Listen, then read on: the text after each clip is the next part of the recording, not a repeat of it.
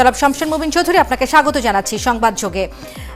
এই যে সিরিজ বোমা হামলার ঘটনা, নৃশংস একটি ঘটনায় এখন পর্যন্ত 290 জনের নিহত হবার ঘটনা জানি, এবং শত শত মানুষ, শত শত দেশি বিদেশি নাগরিক যারা এখনো আশঙ্কাজনক অবস্থায় আছেন, আহত অবস্থায় আছেন।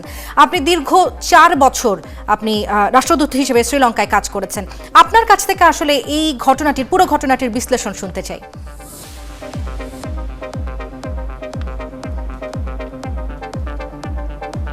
আমি সর্বপ্রথম বলতে চাই যে ঘটনাটা অত্যন্ত দুঃখজনক এবং নিন্দনীয়, নিঃসন্দেহে নিন্দনীয়।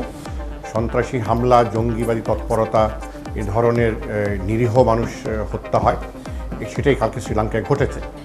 হ্যাঁ, বিষয়টা যখন আপনার প্রতিবেশী একটি রাষ্ট্রে এই ধরনের ঘটনা ঘটে এবং সেটা যদি আন্তর্জাতিক কোনো জঙ্গি সংগঠনের সঙ্গে কোনো রকম সম্পৃক্ততা থেকে থাকে, এটা এখনও পরিষ্কার হচ্ছে না যে সম্পৃক্ততা আছে কিনা, তবে শ্রীলঙ্কান সরকারের তরফ থেকে সেইভাবে ইঙ্গিত দেওয়া হয়েছে ইতিমধ্যে। তা যদি হয়ে থাকে তবে আমি জানি, আমি আশা করি যে প্রতিবেশী সকল রাষ্ট্র সেই ধরনের প্রস্তুতি নিবে, সতর্কতা অবলম্বন করবে, যাতে এই ধরনের ঘটনা আমাদের দেশে বা অন্য কোনো দেশে না ঘটে।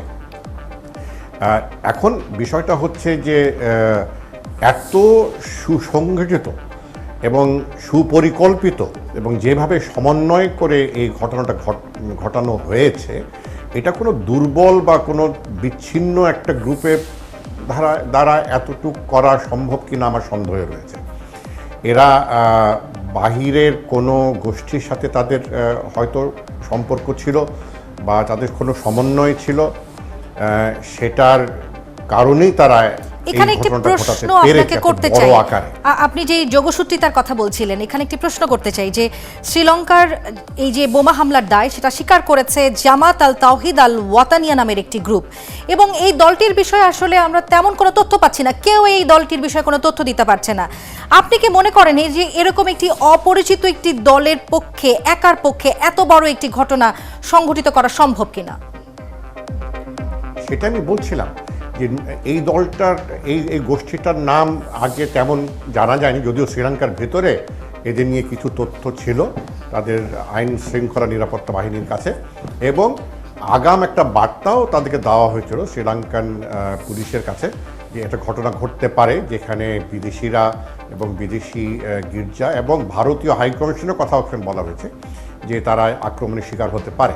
তো তারপরে তাদের শ্রীলঙ্কান আইনশৃঙ্খলা বাহিনী যথেষ্ট প্রস্তুতি নেওয়া উচিত ছিল, যেহেতু শ্রীলঙ্কার সহিংসতার ইতিহাস, দীর্ঘদিনের ইতিহাস রয়েছে। এখন আইএস যদি এটার সঙ্গে জড়িত থাকে, তারা যে সব আইএস নামেই করবে তা তো না। তবে এইখানে একটা জিনিস একটু ব্যতিক্রমী, এটা উল্লেখ না করলে নয়, যে আইএসের কিন্তু একটা বৈশিষ্ট্য আছে যে এরকম কোনো ঘটনার সঙ্গে তারা জড়িত থাকুক কি না থাকুক, তারা এটা দায় স্বীকার করে, এটা তারা কৃতিত্ব নেয় তাদের অস্তিত্ব প্রমাণ করার জন্য। তো এখানে কিন্তু আইএস তেমন কোনো দায় স্বীকার করেনি। হ্যাঁ, আইএস এখন একটু ছত্রভঙ্গ অবস্থায় আছে। তারা সিরিয়াতে তাদের যে নিয়ন্ত্রণ ছিল তা হারিয়েছে, ইরাকে যে নিয়ন্ত্রণ ছিল তারা হারিয়েছে, সেটাও একটা কারণ হতে পারে। আমার কথাটা হলো যে এত বড় ধরনের একটি ঘটনা ঘটেছে, প্রায় 300 লোক ইতিমধ্যে মারা গেছে, এর মধ্যে বাংলাদেশের নাগরিকও আছেন, এবং 500 বেশি আহত অবস্থায় আছেন। আমাদের সকলকে এ ব্যাপারে সতর্ক থাকতে হবে, প্রস্তুতি নিতে হবে। বাংলাদেশে যথেষ্ট আমরা আমাদের দক্ষতার পরিচয় দিয়েছি ইতিমধ্যে জঙ্গির সংগঠনের বিরুদ্ধে। তবে এই নয় যে আমাদের আত্মতৃপ্তি বা সন্তুষ্টির কোনো কারণ নেই থাকতে পারি। জি, আপনার প্রশ্নটা শুনে নিয়ে জি, আমি বলতে চাচ্ছিলাম এই যে আমরা বলছি যে জামাত আল তাওহিদ আল ওয়াতানিয়া এরকম একটি গ্রুপের সঙ্গে, এরকম একটি গ্রুপের একার পক্ষে এরকম একটি কাজ করা সম্ভব কিনা, আপনি মনে করেন কিনা যে এই ভয়াবহ হামলার পেছনে আন্তর্জাতিক কোনো চক্রের যোগাযোগ আছে এদের সঙ্গে?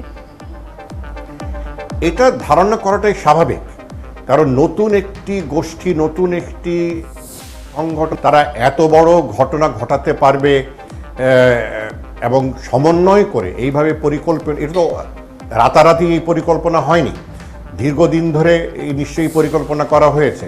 এতটা বিস্ফোরক আনা হয়েছে, বিভিন্ন জায়গায় বিস্ফোরক পাঠানো হয়েছে, সময় আধা ঘন্টা ব্যবধানে এই বিস্ফোরণগুলো ঘটেছে। এই জন্য তো মানে যেটাকে সামরিক ভাষায় বলা হয় প্রপার প্ল্যানিং, থরো প্ল্যানিং, এবং এটা তারা সামরিক ভাষায় একটা কথা বলা হয় রেকনেসেন্স, তারা সেই ধরনের প্রস্তুতি নিয়েছে। এটা নতুন একটি গোষ্ঠী, বাইরের কোনো গোষ্ঠীর সহায়তা ছাড়া এত বড়ভাবে ঘটাতে পারবে বলে আমার মনে হয় না। সেই কারণে আমি বলছি যে এটা আন্তর্জাতিক কোনো গোষ্ঠীর সঙ্গে তাদের সম্পৃক্ততা বা তাদের সমন্বয় থাকাটা স্বাভাবিক বলে আমি মনে করি। যে যতদিন পর্যন্ত শ্রীলঙ্কা সরকারের তরফ থেকে আনুষ্ঠানিক কোনো তথ্য তারা দেবে না, আমরা শুধু স্পেকুলেশনই করতে পারি, আন্দাজ করতে পারি, ধারণা করতে পারি। তবে মনে হয় যে এটার কোনো শুধু শ্রীলঙ্কার ভেতরের একটা বিষয় নয়, একটা বাইরের একটা কোনো একটা গোষ্ঠীর ইন্টারন্যাশনাল নেটওয়ার্কিং আছে হয়তো ছিল। জি, এই যে নিউজিল্যান্ডের যে ঘটনাটা আমরা কিছুদিন আগেই দেখলাম, যে জুমার নামাজের সময় মসজিদে ঢুকে গুলি করার যে ঘটনা, কোনো বিশ্লেষক বলছেন যে এটা নিউজিল্যান্ডের ঘটনার জবাব হিসেবে এসছে হয়তোবা। আপনি কি মনে করেন যে এই দুটো ঘটনার মধ্যে কোনো যোগসূত্রিতা আছে? না, যোগসূত্র আছে বলে এটা নিশ্চিত করে বলা যাবে না, তবে কোনো সম্ভাবনাই কিন্তু এখন উড়িয়ে দেওয়া ঠিক হবে না। হতে পারে যে নিউজিল্যান্ডে যেহেতু মুসলমানদেরকে ওইখানে নির্মমভাবে হত্যা করা হয়েছে, একটা ব্যক্তি, যদিও একটা ব্যক্তি, সেও একটা মানে একটা চিন্তা চেতনার প্রতিনিধিত্ব করে, সেটার একটা বদলা হয়তো এখানে কেউ ঘটাতে পারে, সেটাও সম্ভব, অসম্ভব কিছু না। তবে এই মুহূর্তে আমরা নিশ্চিত করে কোনো কিছুই বলা ঠিক হবে না। আরও বেশি তথ্য দরকার, আরও বেশি প্রমাণ দরকার, আরও বেশি তথ্যের ভিত্তিতে হয়তো মানে চূড়ান্ত একটা মন্তব্য করা যাবে। এই মুহূর্তে কিছুই উড়িয়ে দেওয়া ঠিক হবে না, কিছুই নিশ্চিত করে বলাও ঠিক হবে না। এই সম্ভাব্য হামলার বিষয়ে কিন্তু আগে থেকে তথ্য ছিল, আগে থেকে হামলার তথ্য থাকার পরও সরকারের পক্ষ থেকে প্রয়োজনীয় কোনো উদ্যোগ কিন্তু নেওয়া হয়নি, এমন কথা বলছেন দেশটির খোদ প্রধানমন্ত্রী রনিল বিক্রমাসিংহে। আপনি আসলে বিষয়টিকে কিভাবে দেখছেন? না, শ্রীলঙ্কার যে রাজনৈতিক অন্তদণ্ড, এটা গত অক্টোবর মাসে আমরা দেখেছি পরিষ্কারভাবে, যে হঠাৎ করে প্রধানমন্ত্রীকে তার স্থান থেকে সরিয়ে দেওয়া হলো, আরও একজনকে প্রধানমন্ত্রীর শপথ নিতে হলো। সেই প্রধানমন্ত্রীও তাদের সংসদে উনি সংখ্যাগরিষ্ঠ সমর্থন না পাওয়াতে ওনাকে সরে দাঁড়াতে হলো, রনিল বিক্রমসিংহেকে আবার পুনর্বহাল করতে হলো। তো এতে বোঝা যাচ্ছে যে শ্রীলঙ্কার রাজনৈতিক অবস্থানটা খুবই দুর্বল, এবং সেই দুর্বলতার সুযোগ অবশ্যই কোনো জঙ্গি সংগঠন নেবে। তবে শ্রীলঙ্কার কিন্তু দীর্ঘদিনের একটা সহিংসতার ইতিহাস রয়েছে। তামিলদের সঙ্গে যে শ্রীলঙ্কা সরকারের যে দীর্ঘ 30 বছরের যে গৃহযুদ্ধ, সেই তথ্য তো আমরা সকলেই জানি। এই ধরনের সরকারের ভিতরে যখন এত জটিলতা, সরকারের ভিতরে যখন এত সমন্বয়ের অভাব, সরকারের ভিতরে যে এমন প্রকাশ্যে আমরা একটি অন্তদণ্ড আমরা দেখতে পাচ্ছি, এটাও একটা কারণ হতে পারে। এবং রনিল বিক্রমসিংহের প্রধানমন্ত্রী স্বীকার করেছেন যে আমাদের নিজেদেরও কিছু এখানে গাফিলতি রয়েছে।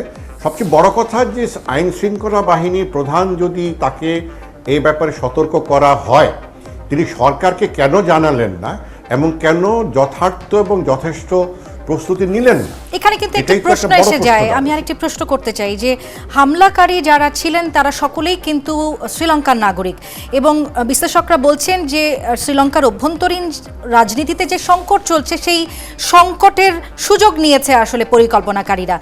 আপনি মনে করেন কিনা যে শ্রীলঙ্কার প্রশাসনের মধ্যেই পরিকল্পনাকারীরা রয়েছেন বা তাদের ইন্ধন আছে? শ্রীলঙ্কার প্রশাসনের মধ্যে এই ষড়যন্ত্রকারীরা রয়েছেন কিনা এই বলা আমি এখন বলতে পারবো না, বলা ঠিকও হবে না। আমি যে প্রশ্নটা বারবার আমার মাথায় এসছে, যে ধরেন একটা হোটেলের কথা ধরি, সিনেমান গার্ডেন, সেই হোটেলে 2013 সালে আমি ছিলাম। সেখানে আমরা যখন হোটেলে ঢুকতাম, আমাদের ব্যাগ চেক করা হতো, স্ক্রিনিং করা হতো।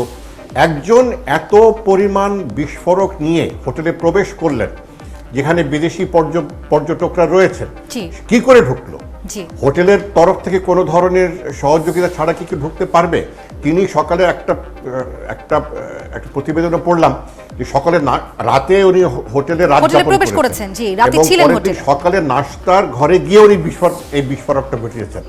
এটা কি হোটেলের কোনো ভিতরে কোনো ধরনের সহযোগিতা ছিল কিনা, সেখানে তাদের কোনো প্ল্যান্ট আগে থেকেই দেওয়া ছিল কিনা?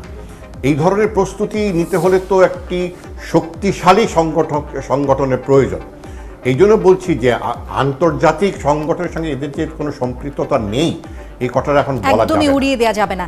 জি, বলা হচ্ছে যে এই যে এত বড় একটি ঘটনা, এটি আসলে আমাদের জন্য ওয়েক আপ কল। শ্রীলঙ্কার এই হামলার মধ্য দিয়ে দক্ষিণ এশিয়ার দেশগুলোর নিরাপত্তা নিয়ে নতুন কোনো ধরনের হুমকি আপনি দেখেন কিনা, নতুন কোনো হুমকি তৈরি হলো কিনা?